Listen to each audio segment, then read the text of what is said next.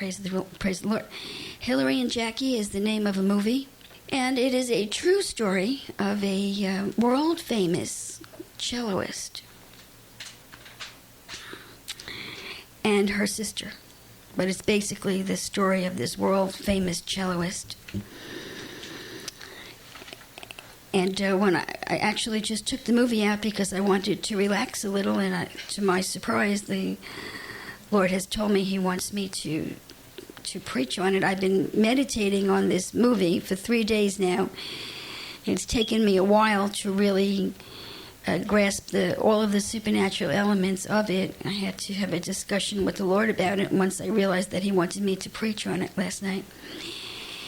It's not as obvious to me as Beloved. The principles, the spiritual principles, are not as obvious to me as the message that we did on comments on Beloved. Now, the comments that we did on Beloved were mostly directed towards the supernatural aspect of mind-generated incarnation. But this movie, Hilary and Jackie, the emphasis is more on how an ungodly influence by a spiritual entity will manifest or will appear through an individual human being. And everyone who is obsessed by a disembodied entity does not go out and murder people. Everybody is not the son of Sam. So when I first saw the movie, my first reaction to the movie was that the supernatural aspects of it were only 1 or 2 points. And I'll tell you what those 2 points were. This is what I first saw. The movie opens, and there are 2 little girls, 2 sisters, playing together on the beach. And all of a sudden, there appears the form of a woman standing very close to the ocean's edge. The children are further back on the beach. And the little girl, Hilary. Oh, I hope I don't have the names backwards. God help me. Jackie, okay. Jackie is the celloist. She goes running up to the form of the woman. Now, you can't see the woman in the movie. It's just the form of woman. You cannot see her face or any of her features. And Jackie goes running up to the woman, and then she comes back to her sister. And her sister Hilary says, well, what did she say? And Jackie whispers to her sister, so we don't know, we the movie watchers, we don't know what the woman said to Jackie. And then Jackie says, oh, I don't care. And they seem like 2 very happy little girls, so that was a supernatural manifestation. And then the second supernatural manifestation was that at one point, way later on in the movie, Jackie has become an internationally famous celloist, but she's emotionally disturbed, and she leaves her cello, which is a very valuable instrument, outside on the terrace of the hotel where she's staying in a snowstorm, and she has been warned that you have to protect this instrument from extremes of weather. But she goes to bed and leaves the cello on the terrace, and in the middle of the night, she hears the door open, and the cello appears inside of her room, and she looks frightened. So my first reaction to the movie was that, well, there was a supernatural twist to it, but certainly nothing, it never occurred to me to preach on it. And then last night, the Lord started talking to me about it, although I couldn't get it out of my mind, And this is what the Lord has given me. That this little girl, Jackie, was obsessed by an immortal, by an entity who had the talent to play the cello. Now, I've known for a while now, and I've preached to you that I guess it would have to be a power. It would have to be someone from the etheric plane. This is the understanding that I have right now. The principalities Can anyone tell us the difference between the principalities and the powers before we go on with this? Does anybody remember?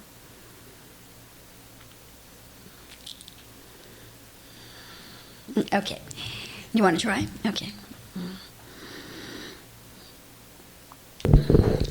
The powers are the insects. Yes. The third The third energy center. Mm-hmm. And I'm not sure about the principalities. Okay. The principalities are the fiery serpents that have incarnated the human beings. Each one of us has a spiritual worm within us. She's called the fiery serpent. She's not a worm like out in an earthworm out in your garden. She is an energy force, and she's called a worm for several reasons. First of all, she's under the ground of our physical body and our personality. And also she is Leviathan's larva. She is reproducing Leviathan in the womb of the earth, which we are. So each individual human being has a principality ruling over the personality, unless Christ Jesus is ruling over you. You have an indwelling personality who is ruling over your personality and your life in the form of your subconscious mind, whether you know it or not. You are not your subconscious mind. You are the personality. And the mind of the personality is the conscious mind. But you have a subconscious mind who is an aspect of Leviathan that is your head. She's your husband. The powers of this world are the inhabitants of the etheric plane, which enter into human beings through the third energy center. As far as I know, they're all insects. Some of them have wings, but not all of them have wings. Now, where I'm coming from right now is that this would have to have been an entity from the etheric plane, because we are already inhabited by by a principality, which is the fiery serpent who incarnated us.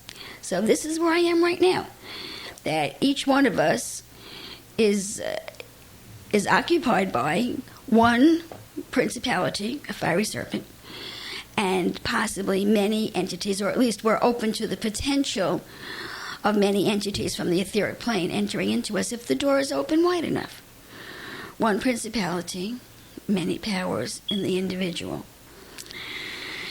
Now, I preached recently that there is some benefit, some strong benefit to incarnation that I really don't understand. I probably preached this on comments on Beloved, that it's my understanding from everything that I see from the scriptures and in the world that these entities crowd to the individual whose door is open, and they desire to enter into human beings and have experiences through human beings. What I said to you in comments on Beloved is that I have no idea what their existence is like in the etheric plane, that it is so important to them that they incarnate in a human being if they can. I don't have that information yet, what their existence is like in the etheric plane, that it's so important for them to get in a human body. Now,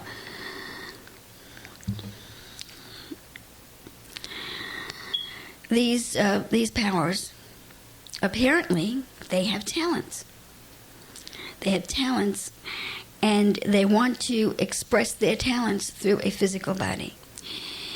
This entity that approached this little girl apparently had an ability to play the cello. The two children, the two sisters, Jackie and Hilary, they were both musically inclined. Hilary played the flute, she was the older one. Jackie played the cello, she was the younger one. And the open door, I guess I have to do what I did with Beloved. I have to go ahead and give you the whole plot before I go through the movie. Apparently, the open door with Jackie was that she was extremely jealous and competitive, jealous of and competitive with her sister. See, there has to be sin that allows obsession. It has to be an open door. So this little girl who was laughing and playing and dancing There were subtle signs that I really didn't even get it until the Lord explained it to me last night in preparation to bring forth this message. The younger one, Jackie, was very jealous and competitive with her sister, and apparently had a potential to be ruthless in that competition, although it did not show when the two little girls were playing together. And this entity appeared to Jackie, and we don't know what she told her, but Jackie said, "I don't care." Now, I guess, let me tell you the whole story. Okay, Jackie becomes a world-famous celloist. This is based on a true story. I guess her sister must have written the story, although that's just a guess. She became a world-famous celloist. She became a reprobate, morally corrupt, and mentally unstable, but a genius in the playing of the cello. She contracted a degenerative disease in her 30s because she died at 40 years old. She died a terrible death. I didn't say in the movie how many years she was afflicted, and if the movie said what the name of the degenerative disease was, I didn't get it. But she started by losing control over her urine. That was the first sign. Then she became paralyzed. She couldn't get up off the chair. Well, at least that was a temporary paralysis at the beginning. Then she lost the control of her hands and her fingers. She could barely manipulate the dials on the TV or the radio or pick up the telephone. Eventually, she went into a wheelchair. And at the end of her life, she was in, to my perception, an absolutely horrendous condition. She could not communicate. She could not talk. She was like an animal. She was very similar to Helen Keller at the beginning. And in the movie, they showed her physically completely out of control, unable to talk, just thrashing her arms and her legs like a mass of flesh with nothing in it, or some tormented being in it. And you see the doctor saying to her husband sitting there with her, and she's just thrashing her arms and just moaning, making noises. And you could see that the way they feed her is with the kind of cup that you would feed a baby who's off the bottle. You know how they get those cups with the piece that goes in their mouth. It's like half bottle and half cup. That's what they were feeding her with. And she was just moving her arms and legs and shaking a whole body. You can't see me on the tape, but her whole body was just moving violently. And you hear the doctor saying to her, we know that you can't. Nobody knows what you want and that you can't express yourself. So she had become a total animal. And she died at 40 years of age, so I don't know how long she was in that condition.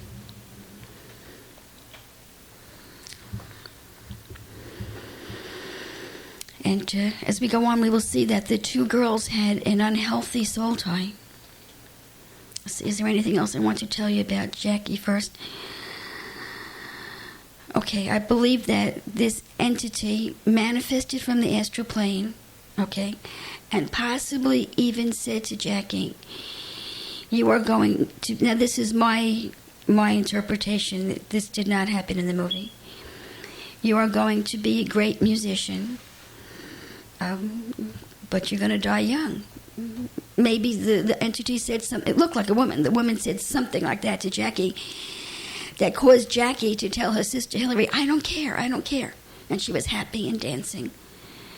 So perhaps the entity said, you'll be a great musician, but you'll die young, but didn't tell her how she would die, this horrible, horrible death.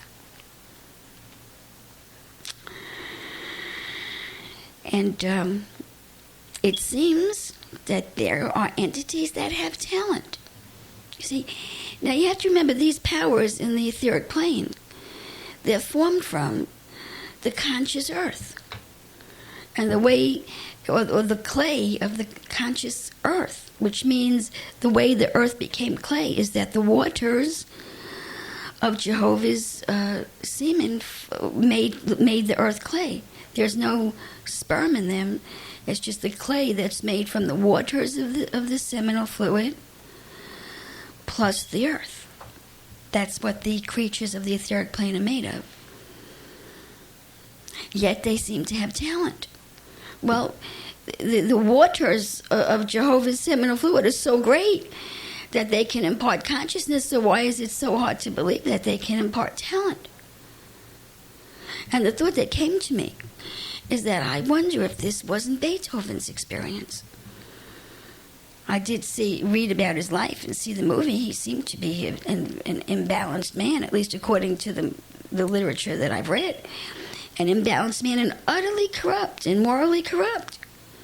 Yet I know, and I've had this disagreement with members of the church, with other brethren, that there is much of classical music that is a great blessing to me. Great, that it calms my spirit. It's a great blessing to me. So, and I've had it said to me, how can a corrupt person like Beethoven bring forth such beautiful music? Well, it's in Jehovah's seminal fluid. The talent is there. Anything that's good in the earth dates back or goes back to Jehovah's seminal fluid, either the liquid part of it or the sperm. Wouldn't this be interesting if this is the story of Beethoven? Because he died young also, you know. And I've heard it said that there were other famous musicians that died young. I think Beethoven wrote his first musical piece at 3 years old and died very young. And what I'm suggesting to you is that when a human being is obsessed by an entity, and that entity lives through that person, they take so much energy from the individual that they die young. See, apparently this entity had a desire to manifest through a human being. She entered into this little girl who started out with a musical potential. Apparently she came from a musical family because the two children were musical. The entity entered into her and was great through this child and then this young woman, but took so much out of her that she died at an early age and a horrible death. Why? So that this entity could experience being a world-famous concert pianist.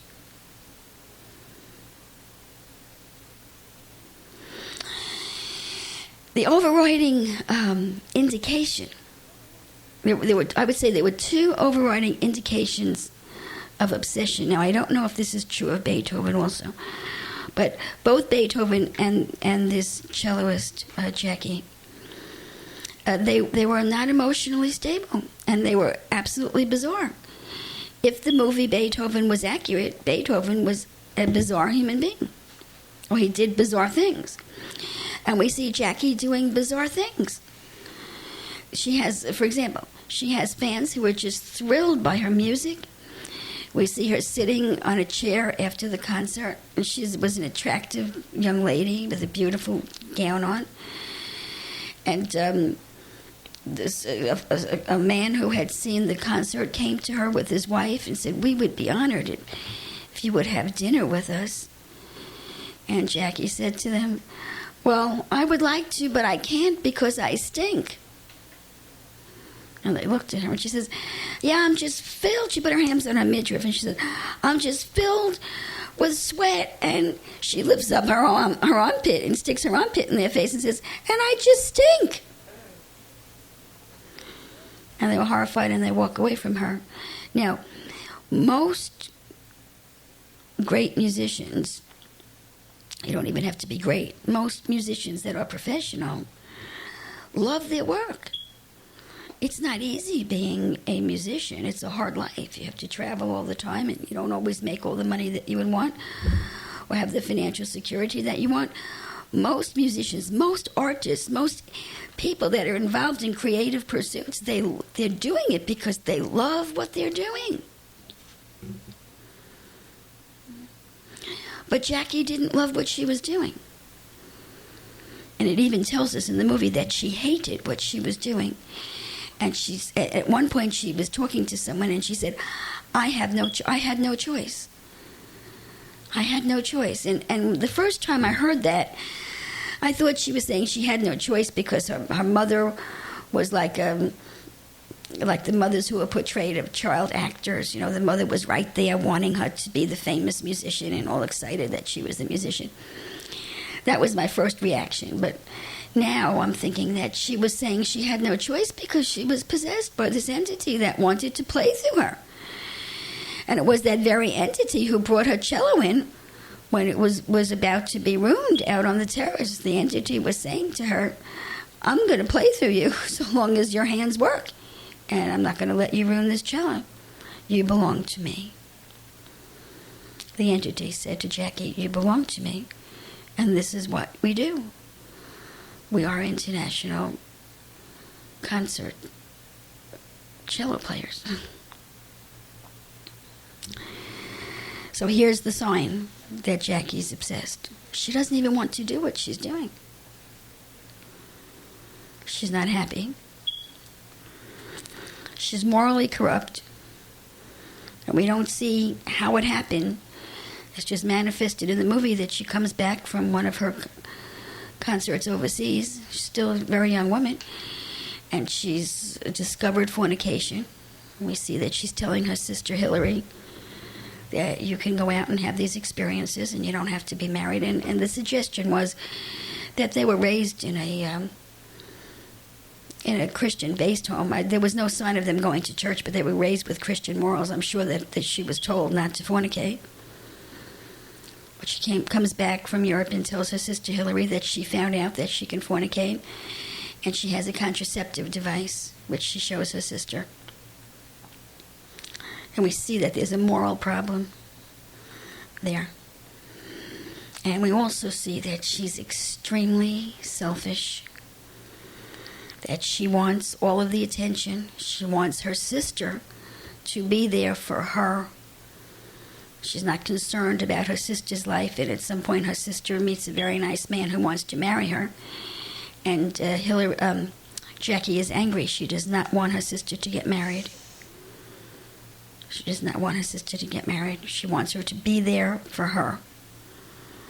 So we see extreme selfishness, along with envy and competition and ruthlessness. These are all signs of satanic influence. Now, we may see these signs in people to small degrees. People who are functioning in this world, people who are not, possessed by an entity and have become concert musicians. But we need to know that when we see these qualities in ourselves or in our children, that we really have to start praying, because these are qualities that come from Satan through the carnal mind, and if they're not dealt with, they can really damage the person's life, whether it's our life or our children's life. Extreme selfish, envy, competition, and ruthlessness. Now, I believe that all of these qualities were present in Jackie. I think all of the potential are present is present in all of us. But even though the movie did not show this little girl to be like that, the Lord has told me, when He's helped me to prepare for this message, that this little girl really had to have a preponderance of those qualities for this entity to possess it. She was an ideal candidate to be possessed. She had the inherited musical talent, plus all of these character defects. And we see that the mother is a very cold, unloving woman who seems to be primarily concerned with the children achieving in their musical pursuits. And that's a factor too, because you see a warm, loving mother that really cares for the child is a cover for the child. But the way the movie portrayed the mother was that she was a very hard, cold, selfish woman that wanted to experience her own self-gratification through her daughter's achievement. And unfortunately, this is not so uncommon. We see a lot of mothers like this. And what does that mean? The child is uncovered. See, we cannot raise our children for our own gratification, because then we too are taking of their energy. And it was this mother's desire to live through her own children's achievement which opened this child to obsession.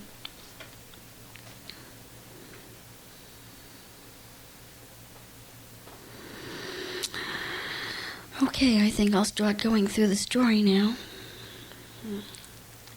Well, I will tell you, I'll tell you this first. Also, it did not show at the beginning of the movie that the younger one, Jackie, was utterly possessive of her sister Hilary. And actually, the impression that the movie gives you is that the two little girls were very close, and you're inclined to say, well, isn't that nice that two sisters should be so close? But apparently they were too close. They had an ungodly soul tie, to the point that the one, Jackie, who tended to be possessive and ruthless, took advantage of the other sister, Hilary, who didn't seem to have these problems. Why do I say this? Because it is revealed later on in the movie that Hilary is under such control from Jackie that she actually gives her husband up to Jackie. Now, this is really bizarre. They say it's a true story. Jackie wanted to utterly possess Hilary. That means she wanted everything that Hilary had. When the movie first starts out, Hilary is the older one, the flutist, and Hilary gets an opportunity to play in some, I'm sorry, I don't remember exactly what it was, some competition. It was a great boon to Hilary. It was a good thing in her life that she received an opportunity to either study someplace or play in some competition. And the mother was going to take Hilary I'll say it was a competition, to this competition. And little Jackie pipes up at the table and says, I want to go too. And the mother said, no, you can't go. This is Jackie's opportunity, which was the right thing to say. But the father, who apparently was very permissive, said, oh, why can't she go also? And the mother gave in. So we see that little Jackie went along on Hilary's accomplishment and even got into a little trouble when she was there. See, I remember when I was very young, there were several sets of twins in the area, and I remember my mother telling me that you have to really be careful with twins, and a lot of people feel that they don't even want to. I'm not against twins, don't anybody twist my words. A lot of people feel that it's not even wise to dress them alike, that you've got to be really careful to give them separate lives, and that at some point you have to start separating them somewhat, or they can grow. They can become too entangled with one another. I remember hearing that when I was a little girl, when I was 12 years old. They were twins in my mother's set of friends. Well, apparently these two little girls got so entangled with an ungodly soul tie that one victimized the other. And Jackie was the victimizer, and Hilary was the victim. But we don't see this at the beginning. All that you see is two little girls. Isn't that wonderful? They're such good friends, and they play. One plays the cello, and the other plays the flute, and they play together. Isn't that wonderful? But we see when these issues are drawn out as the years go by, and what is not seen, what is underneath, comes to the surface. We see Jackie, who is married, by the way, approaching her sister's home, okay, and telling her outright, I want your husband to make love to me. Now, if this wasn't a true story, I would say, this is a crazy story. But Hilary's first reaction was no. And then we see that very same night, we see Hilary in bed with her husband, and Jackie actually comes walking into the room. And Hilary makes believe that she's just moving in her sleep and puts her arms across her husband's chest. And Jackie leaves the room. But then Jackie starts to have a temper tantrum. She's depressed. I think she's found, Jackie finds her in the woods. She has taken all of her clothes off and she's bleeding. I don't even know what she did to herself. obviously emotionally disturbed. And what she wanted was Hilary's husband. And I was saying at that point in the movie, sister or no sister, you should put her out of your house. But much to my surprise, as the movie continues, Hilary tells her husband that he should do it. And he didn't. He said, "No, I don't want to." And he says, "Why should I do that?" And Hilary says, "Because she's my sister and she's upset and she needs it." And much to my surprise, the husband says, "Okay." So that blows my mind, but it's a true story. Okay, so to what degree witchcraft was operating here? I don't even know what to say unless the Lord tells me more about it. This is really strange. According to the movie, this was a strong-willed, well-adjusted man. And he agreed to make love to his sister-in-law. And even at that point, my mind was thinking, well, it was going to be a man and a two-wife situation. But it wasn't even that. Jackie took over the husband and demanded that he be faithful to her, so that the true wife was the stranger in the house. And it's a true story, otherwise I wouldn't even be bothering your ears with this. Jackie and the husband lived in the marital bed, slept in the marital bed, and Hilary slept by herself. When she was lonely, she crawled into bed with her child. There was nothing sexual there, but she was alone. And they lived on a farm, so it was just the three of them plus a couple of small children. And it shows you how happy Jackie is. She's just happy with this man, and they're romping together, and she's playing with the children. She took the whole family. She took her sister's husband, and she took her sister's children.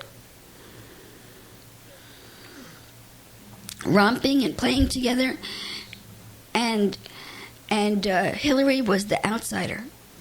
So we see all the scenes that indicate this joy. And then the camera goes to Hilary, and she's very depressed.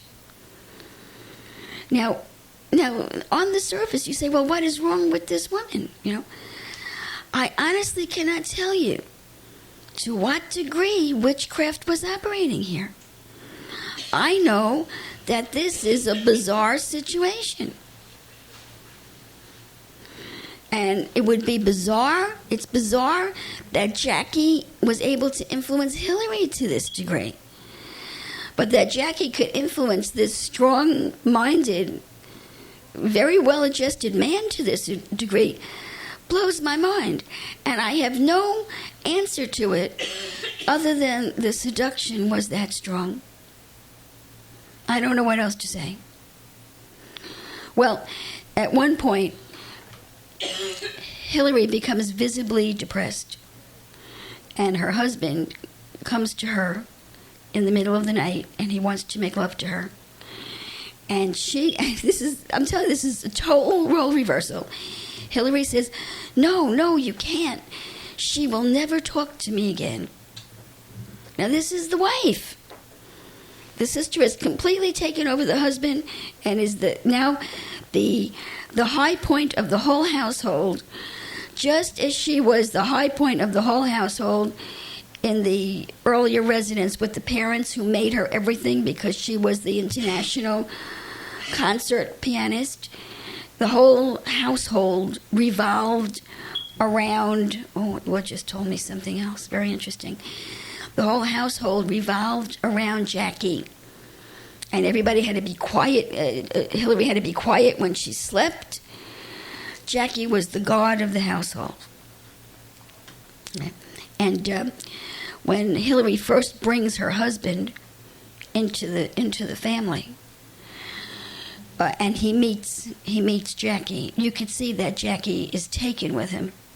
In the movie, you could just see it in her eyes. But what the Lord just told me is that this woman, Jackie, came into that family. Okay, I have to say this another way. When the husband first came into the family, he was fully aware that the whole household revolved around Jackie and that it was very wrong. And he was like a knight in shining armor to Hilary. And he married her, and he took her out of that unnatural household where Hilary was really being oppressed, and she was a musician in her own right, a flutist, and her life was not what it should be because she was in her sister's shadow, and the parents barely even looked at her. So he helped her. He got her out of that unhealthy atmosphere. He really loved her. And he married her, and they made a life together. And Jackie, what the Lord just told me, is that the reason Jackie went after him, even though it was years later, she never forgot it, she could not control this man. This man came into the household where the children were still teenagers or in their 20s. And she could not control him. She controlled the mother, she controlled the father, she controlled her sister, but she could not control him. And he took her sister out of the house and married her. And she never forgot it. And one of her goals in life was to control everything and everybody. And she went after him to prove that she could control him. So there must have been some... I cannot believe that this man agreed to do this. There had to be some kind of witchcraft and mind control operating there. Well, I don't know. The movie isn't clear about how long it went on. But he comes to his wife in the middle of the night, and he wants to make love to her. He saw that she was really upset. And his wife is saying, no, you can't. My sister will never talk to me again. So apparently her husband came out from under the seduction before she did. And he said to her, you are my wife. Okay? And they do make love that night. And somehow there's no indication in the movie where the strength came from to break this. But when the husband and wife made love, apparently he strengthened her to throw her sister out, because all the movie shows is that the husband and wife make love, and the next morning Hilary goes to see Jackie, and Jackie had an absolutely wicked look on her face, would not even let Hilary talk. In other words, Jackie knew why Hilary, she must have been, well, she was psychic. It even tells you in the movie that Jackie is psychic, and that they have a psychic connection. The two sisters have a psychic connection. It was obvious that Jackie knew that Hilary was coming to tell her to leave, and she was playing her cello, and she would not listen to what Hilary was saying, and she played the cello louder and louder. That was the end of the scene. The next scene, we see Jackie with her coat on, walking. So there was no detail about what was said between them or how Hilary overcame Jackie's playing the cello so loud. But first the husband overcame, went to his wife, strengthened her, and his wife threw the sister out.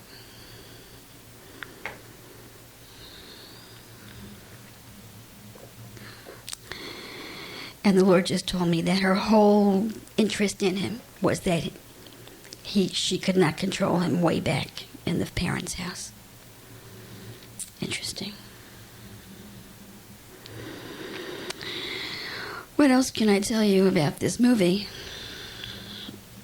Remember, the purpose of commenting on this movie is to give us an indication of obsession in people. You know, it could be, it doesn't have to be that severe. It doesn't have to be one entity possessing somebody and playing the cello through them for 30 years. But if we see these qualities, which the overriding characteristic is selfishness.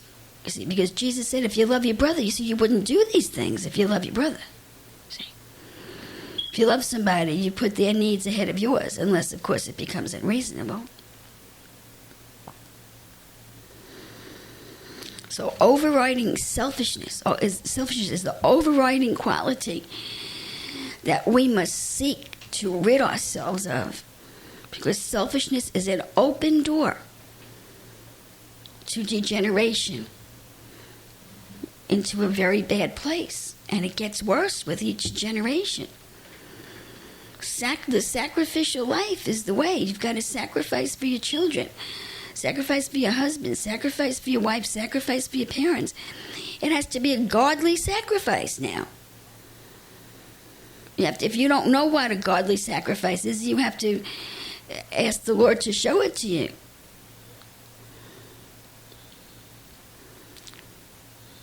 But selfishness is a satanic quality. And if you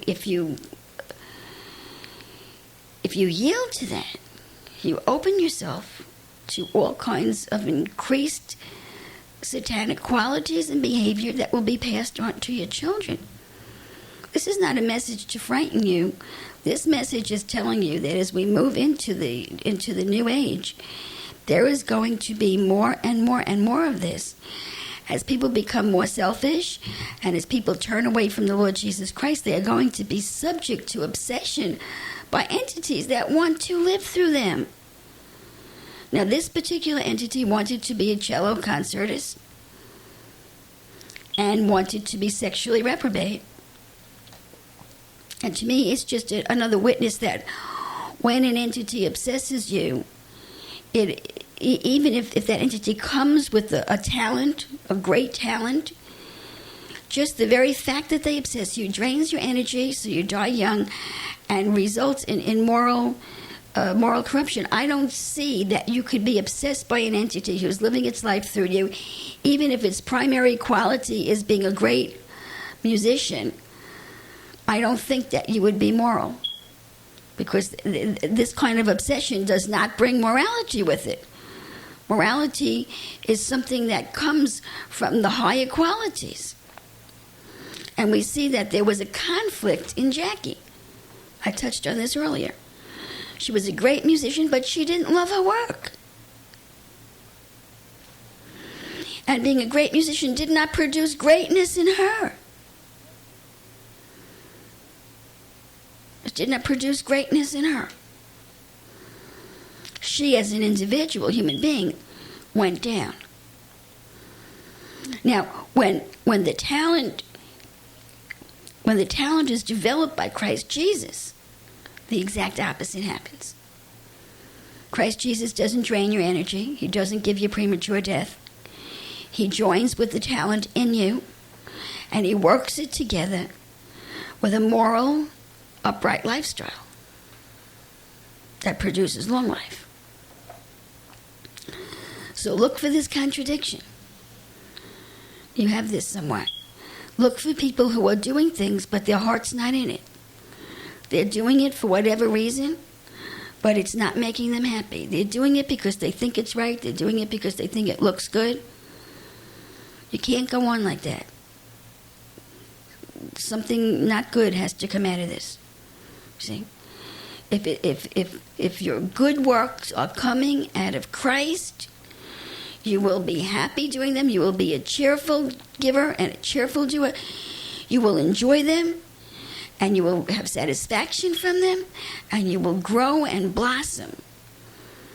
But you're working against your very own self when you're doing things that you're not enjoying doing. If you're doing it because you think it's right, because you want to look good in front of men, or maybe you forgot how you even got that way. It's something to put on your list to sacrifice to the Lord Jesus Christ. If you can examine yourself and you find out that more than 50%, and in your case I think it's a lot more than that, at least it used to be, of your good deeds are because you think they're right, but you're really resenting what you're doing in your heart. If you're honest with yourself, you're really resenting what you're doing in your heart. You have to get before Jesus and ask him to deal with this problem, because that's an emotional problem that cannot result in any good thing for you or your descendants. There's something wrong in your heart if you're living that way. And Jesus is able to fix it. Don't take what I just said the wrong way. I said put yourself before the Lord for healing. Something's wrong in your heart if that's how you're living. Now, I find this whole plot very interesting, because up until now, I have really thought that entities, waiting to obsess human beings were interested mostly in unclean acts, although she was involved in unclean sexual acts. But it never occurred to me that an entity would be waiting in the eaves to obsess a human being for the purpose of being a great musician. Now, I don't know what the Lord is going to teach us as a follow-up on this message, and I don't know what you all think, but this has really surprised me, to find out that an entity wants to live through a human being to be a musician. I thought to be a murderer, to be sexually reprobate, to be a rapist. It never occurred to me that an entity from the etheric plane can influence or obsess an individual for the purpose of doing something that would be considered a fine work in this world. And I really think the Lord is telling me that a similar situation might have occurred with Beethoven. And also, as I'm talking to you about this, I'm understanding something else that I didn't understand in the movie. When that cello apparently moved into the house by itself, they showed you Jackie sitting up in bed, and there was just fear on her face. But yet she didn't seem to do anything to try to change the situation. I now realize that she must have accepted that entity's contract. She must have known that it was an entity playing through her. And therefore she was a little alarmed, but not willing to do anything about it when that cello moved into her room. What that said to her was, you made your contract and you cannot get out of this. You are an international cellist, and you're not going to do anything else. This is what you're going to do. You made the deal with me. I said I would make you great because your sister was a greater musician than you were. Everybody wanted Hilary, and little Jackie wasn't that great a musician. I said I would make you a great musician, and you said that you would let me play through you for the rest of your life. She made a pact with an entity in another plane. Now, at the end of the movie, at the very end of the movie, after Jackie dies, there's one more scene of the two sisters as children. And they now show you Jackie as she approaches the woman. They show you the face of the woman. And the face of the woman is Jackie as an adult. And what the adult Jackie is saying to the little girl Jackie is, everything's going to be all right. But you see, there's something wrong here. Because in the earlier scene, Jackie came back and said to her sister, whispered to her sister's ears what the woman said to her, and then Jackie said, I don't care. Now, why would Jackie say, I don't care, if all the woman said to her was, everything's going to be all right? See? I haven't really figured out why the movie ended that way yet. The Lord hasn't explained that to me. Unless I don't want to talk out of my head. The Lord hasn't explained that contradiction to me at this time. I did tell you that Jackie married. I don't know how much she loved her husband. In the movie, she married a famous Jewish pianist, and her parents were very upset that she married a Jewish man. So I wonder if she didn't marry him just for the shock value. Although they were musicians, they did have something in common, and they did play together. But we see that in her last days, when she's really suffering, he has an affair with another woman, which he didn't really go out of his way to keep a secret, which hurt her very, very much.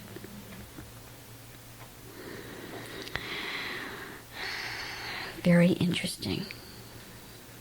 A study in obsession, the major characteristics, negative qualities, selfishness, possession, expecting everybody to be concerned with you, and not being happy with your gift.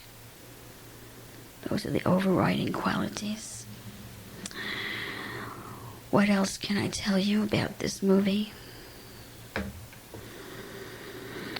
Well, one thing that I found interesting was that after Jackie is put out of Hilary's home, Hilary does go to see her. Jackie's in the hospital, and Hilary does go to see her. She goes with her brother. You never see the husband again. Yet when Hilary goes to visit Jackie, she's pregnant, so you know that he's still around. But he never went to see Jackie again. Hilary went to see Jackie in the hospital, and you see her talking to her brother. And he's saying, "Do you think she'll talk to you?" And Jackie says, Hilary says, "Of course she'll talk to me. She's my sister."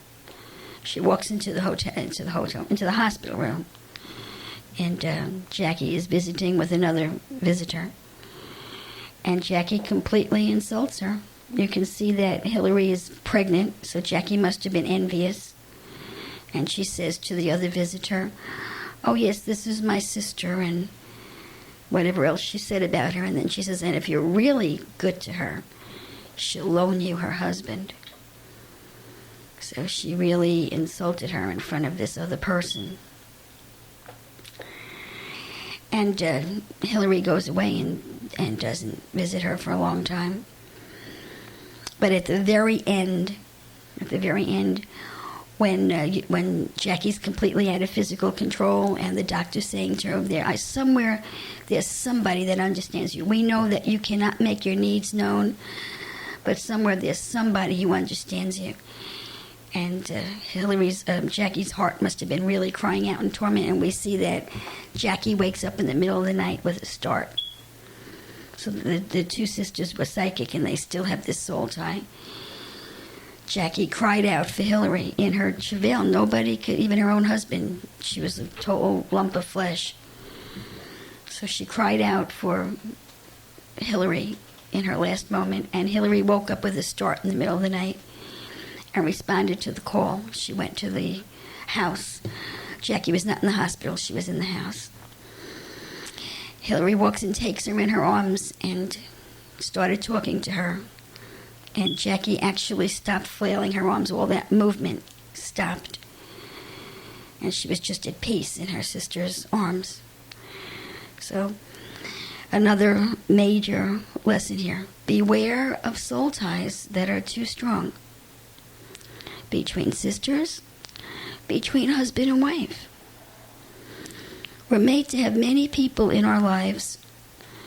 And I remember the first time someone told me that it was possible to have an ungodly soul tie with your husband. I was shocked. I was naive in those days. Now I know a lot of women have ungodly soul ties with their husbands. And a lot of husbands have ungodly soul ties with their wives. It is very dangerous to be too dependent on one person. God never set it up that way, brethren. Jesus is supposed to be in the midst of your marriage. You're both supposed to be dependent upon Him and come together as two whole people with two full lives, with your children and your parents and your relatives and your church family. Any attempt to hinder such a healthy lifestyle, I'm sorry, it's satanic. It's not of God. It is not of God to put one person, or to be in a relationship where one person completely controls the other person. It is not of Christ.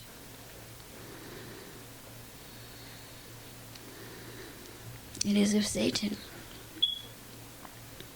Of course, this movie is in extreme, but how do we know what will happen 4 generations down the line? We must look for these things. Brethren, we're living in hell. We must look for these qualities, and in Christ Jesus, we must resist them with all of our strength. If you have twins, or if you have 2 children that are very close, encourage them to each develop their own talents and qualities and pursue them. There has to be some activity that you have apart from the person that you're very close with. Husband, wife, twin, mother. You cannot be only 2 people together. This is not healthy.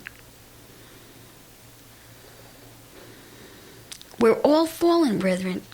Envy rises up. Competition rises up.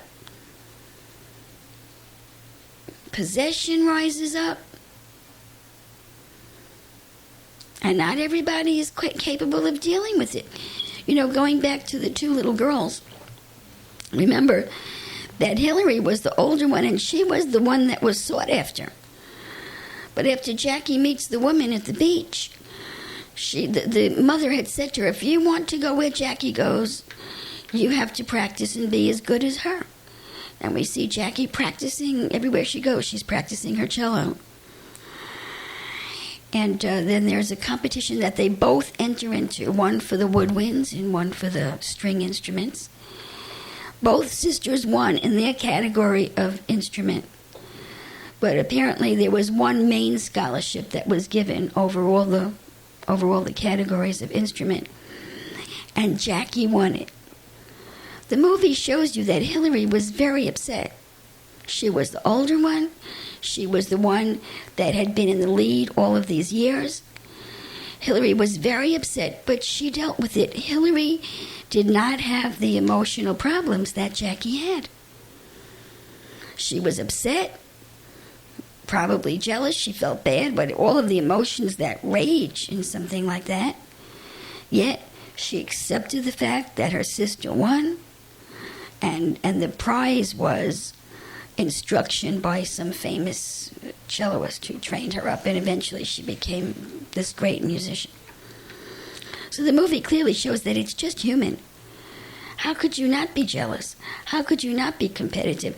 How could you not be upset in a situation like that? It is not human to not be. The question is, what do you do with it? Everybody has these feelings.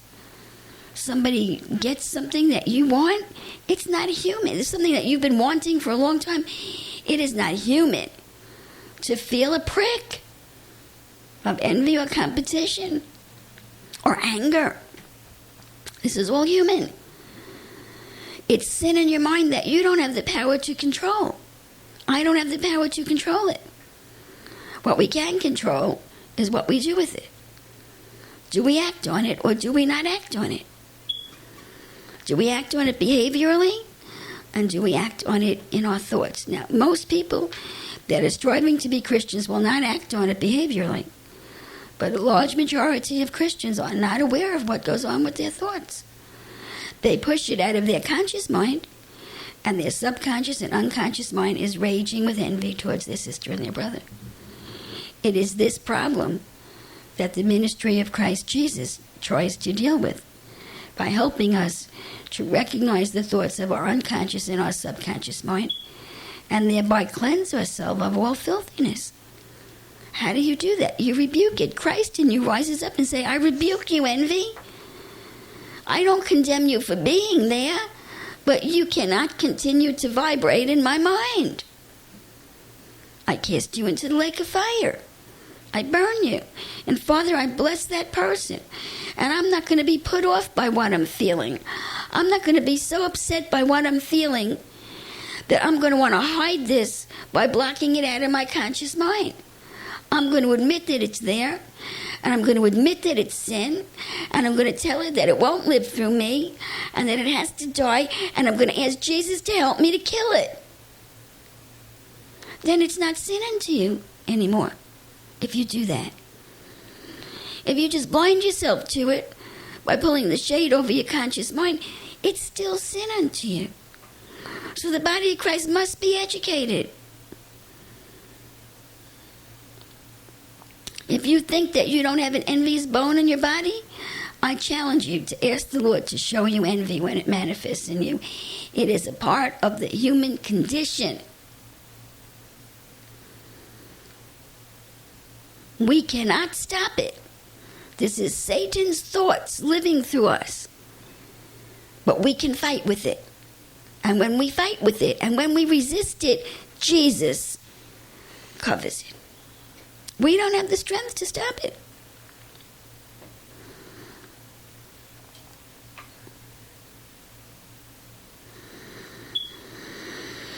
Interesting story, isn't it? They say life is life is truer than fiction. Let's put that on hold for just a minute. I'd like to comment. I'd like to comment on the part where, at that night, the husband. This is Hilary's husband. I think his spirit of compassion came on him, and I think that was used to break the spell that Jackie had on him. That he had compassion for his wife. He had compassion for. He saw that Hillary. she was unhappy. Yes, and the spirit of compassion. I won't say that it brought him into a spirit of righteousness, but I'll say goodness. And he went to his wife, and it's like his senses were coming back to him. Yeah, he came out from under the spell. Out of the spell, and he had to tell her, like, this is the way it's got to be. Right. So it was a strength, and he became a cover from that point. Right. Very interesting. Okay. Anybody else? Questions or comments? In the past, I learned that the spirit of jealousy has a spirit of division under it, and a spirit of hatred, and I just feel that was part of Jackie. Yes, she was very jealous of her sister's windfall. I mean, from another point of view, just looking at Hilary, her heart was really broken. She was the apple of the family's eye. She was the flutist. She was winning the contests. And all of a sudden, her sister overtook her, and the parents, from what I could see, took no precautions whatsoever to sustain Hilary in this crisis. When you have a child who's a celebrity, you have to minister to the other children that they should grow up healthy. And it was almost like a gift from God that this man just came into Hilary's life, fell in love with her, affirmed her own ability as a musician, even though she didn't become internationally acclaimed. She was a musician. She did play professionally. Actually, that's how she met him. This man wanted to retain her. And he validated her life. Hilary was living under Jackie's shadow. And he was a very nice man. They were very happy together. He gave her a good life. And he validated her life. Yeah. Yeah. I think it's true what June said about the jealousy. As probably little children, that was the door that opened up for the entity to come in. Yeah. Yeah. Jackie's jealousy. Okay. Yeah. Yeah. The scriptures say envy is rottenness to the bones, and that woman went through a whole deterioration of her body. I know that's a spiritual meaning besides, but the physical. I couldn't help being caught by the names of Hilary and Jackie, the names of two presidents' wives. Oh, that's interesting. And also that tape that I brought you. The Lord must be trying to give us revelation on these entities coming into us, because that 2020 show I haven't watched it yet. I'll try to watch it. It's part of it too. Oh, really? Is it? Okay. I remember years ago when we were in that other church, I had been doing studying in the Bible and in the dictionary. I had a real fat dictionary, about 4 inches fat, Webster's Unabridged. And I was so shocked when I was looking through a word and I came across genius. And the definition of genius was one or more tutelary demons placed in at birth when a child is born. Really? That's the definition of a genius. And I was thinking of all these different musicians. Isn't that interesting? Isn't that interesting? Anybody else? Well, praise the Lord.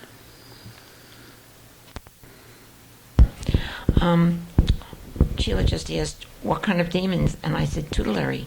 I didn't even know what the word tutelary meant, so I had to look up tutelary. It meant the teachers. 2 teaching demons, at least. One or more is put in at birth. Produces geniuses. Isn't that interesting? Yeah. And here's all these people bragging about, I'm a genius. At the beginning of this message, I intended to give you a definition of obsession, which I did not do, so I will put that definition on at the end of the tape. This definition is taken from the American Heritage Dictionary of the English Language, 3rd edition. obsession, compulsive preoccupation with a fixed idea or an unwanted feeling or emotion, often accompanied by symptoms of anxiety. A compulsive preoccupation with a fixed idea, that would be playing the cello, or an unwanted feeling or emotion. So it was something that she was obsessed with that she didn't want. And I know that I dealt with that issue in the message. Often accompanied by symptoms of anxiety. And there were many symptoms of anxiety in this woman. Yeah. Praise the Lord.